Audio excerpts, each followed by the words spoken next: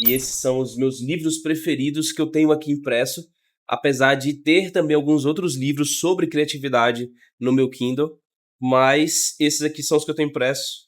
E eu sempre estou consultando, pesquisando, e é sempre bom reler, rever alguns conceitos, algumas coisas, e manter-se sempre afiado nesse assunto que eu transpiro, que eu gosto, que eu amo, que eu vivo, que é a criatividade. Então, vem comigo nesse momento de estudo, vamos aprender um pouco mais.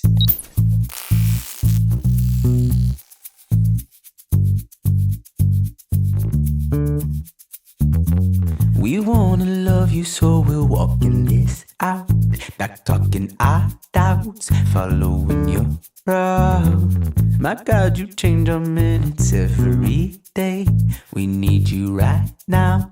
You are right now. Moi je suis l'alpha et l'oméga. Qui est le Seigneur Dieu, celui qui est, Qual a ideia? qui était et qui vient. Não vou ler o livro todo, logicamente, aqui, mas irei ler trechos dos livros e irei estar fazendo aqui as minhas reações ao trecho desses livros. Que, na verdade, o que eu vou fazer? Eu vou pegar aqui as minhas marcações e relembrar as minhas marcações, relembrar o que me chamou a atenção de cada parte desses livros e trazer aqui para vocês, tá bom? Então a ideia é pegar as marcações desses livros e trazer aqui para você a minha reação, porque isso me chamou a atenção, porque isso é interessante, até para que eu possa relembrar também essas minhas leituras. Isso é fundamental. Olha só que trecho interessante desse livro aqui, que eu acho fantástico esse livro, que é o Despertar Criativo. Muito bom esse livro, se você puder adquirir, adquira. Incrível. E aqui diz o seguinte: nossas escolas são grandes partes desse problema. Em vez de incentivar a criatividade, essa habilidade costuma ser podada. Desde muito cedo, somos repreendidos por pintar fora da linha e trocar as cores do céu. Passamos horas sentados na sala de aula, quando antes corríamos, pulávamos, dançávamos, explorando cada parte do nosso corpo e do universo ao redor. Em um mundo em que tudo é relativo, até mesmo o tempo, e nós somos cheios de emoções abstratas, a escola tenta resumir tudo em certo e errado. O grande X em caneta vermelha junto de um 0 na prova deixa clara a mensagem: você errou e não toleramos erros. Justamente quando é errando que se aprende. As provas ignoram as diferentes realidades individuais para avaliar de forma objetiva.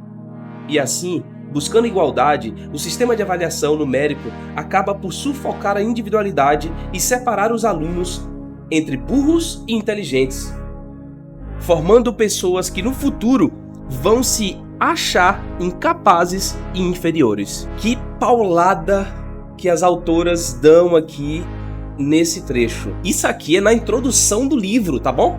Não é capítulo 1, capítulo 2, não, é introdução. Ela já começa as autoras começam com os dois pés na porta, já batendo aqui nessa tecla do conformado sistema educacional, principalmente aqui no nosso país.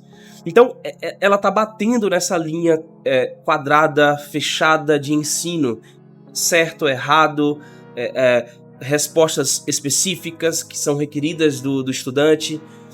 E eu sempre pensei nisso, cara. Porque o que acontece? Eu venho de periferia. Eu sou de periferia, eu tive acesso à escola pública. Era o único tipo de escola que eu podia estudar, era escola pública.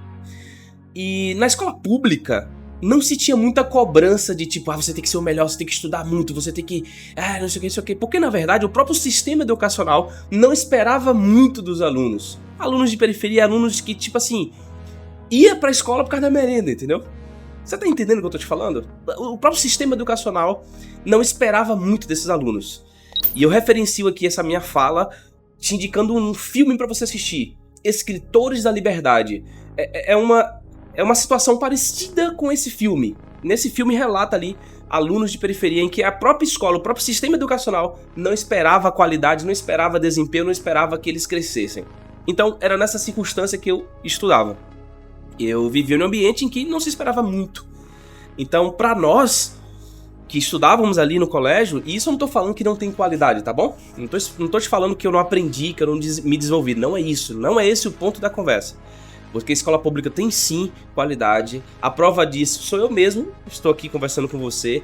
E eu agradeço os meus professores que super capazes fizeram o que podiam e até muitas vezes até o que não podiam para que eu me desenvolvesse como ser humano.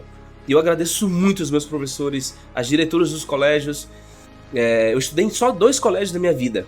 Eu não sei nem se existem ainda esses colégios, mas eu estudei no Caíque Daci Ribeiro, que é um colégio municipal lá, que era regido, né, pela a Fundação Daci Ribeiro. Muito incrível esse colégio. E por que eu tô citando isso pra você? Exemplo desse colégio agora. A gente tinha atividades extra classe. A gente tinha futebol, a gente tinha momento de leitura em biblioteca, a gente tinha momento de pintura, de desenho, a gente tinha momentos, por exemplo, de fazer atividades externas como gincana. Toda sexta-feira era dia de festa, a gente fazia gincanas, brincadeiras, futebol. E eu lembro que tinha Olimpíadas, tinha feira de ciência. Então, assim, era uma escola pública, mas que proporcionava ambiente criativo, proporcionava esse despertar criativo na minha vida, na vida dos alunos que ali estavam, entendeu? Então, apesar de ter um sistema educacional ali meio quadrado de avaliação e de como requeria do aluno ali o resultado, mas, mesmo assim, esses ambientes proporcionavam momentos ali de lazer, momentos de fazer atividades extra classe. E eu lembro que eu tive uma professora, quando eu estava ainda nesse colégio, que ela desenhava. Teve uma vez que ela levou os desenhos dela pra sala de aula e ficou mostrando pra gente lá no final da aula, algo assim do tipo. E eu era pequeno, eu acho que eu tinha se eu tivesse muito, era 10 anos, assim. E aí, ela mostrou esses desenhos, eu falei, cara, que sensacional, incrível esses desenhos. E eu falei, eu desenho também, eu sei desenhar também, comecei a desenhar e tal. E eu lembro que a professora sabia que eu tinha falado que eu sabia desenhar e ela me deu a oportunidade na aula, certa vez, pra eu desenhar o mapa mundi no quadro. E eu lembro que era de giz. E essa professora desenhando, ela me possibilitou também fazer esse desenho. Eu lembro que eu desenhei o mapa mundi. Eu não lembro se foi o mapa mundi ou se foi o mapa do Brasil. Algo do tipo. Foi um mapa. Eu lembro que foi um mapa. Eu desenhei, ela me possibilitou desenhar. Então aquela sala de aula era um ambiente que possibilitava eu ser mais criativo. E era em uma escola pública. Entendeu? E era uma escola pública. Então, é interessante que, sim, as escolas muitas vezes travam a criatividade dos alunos. O próprio sistema de ter meio mundo de aluno ali em uma sala de aula, às vezes 40, 50 alunos em uma sala de aula só, isso já limita um pouco. Mas quando a escola tem um ambiente extra classe que possibilita o aluno despertar sua criatividade, aí, meu amigo, aí as asas da criatividade de fato podem aflorar. Então o que as autoras estão criticando aqui é esse sistema engessado da educação, esse sistema industrializado da educação, que faz com que limite a criatividade ou até mesmo bloqueie a criatividade da pessoa. Se o ambiente não possibilitar ter esse extra classe, sabe? Essas atividades extracurricular. Eita, quase não saiu. Essas atividades extracurricular.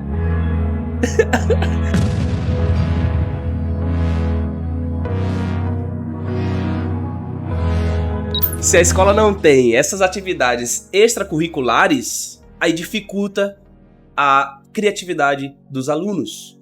Então, eu tive muitos professores incríveis. Eu tive um professor, inclusive, em outra escola agora que eu estudei, dessas duas que eu estudei, que foi no Colégio Moisés Boana. O nome desse professor, Chicão. A gente chamava ele de Chicão. O nome dele era Francisco, mas carinhosamente chamávamos ele de Chicão.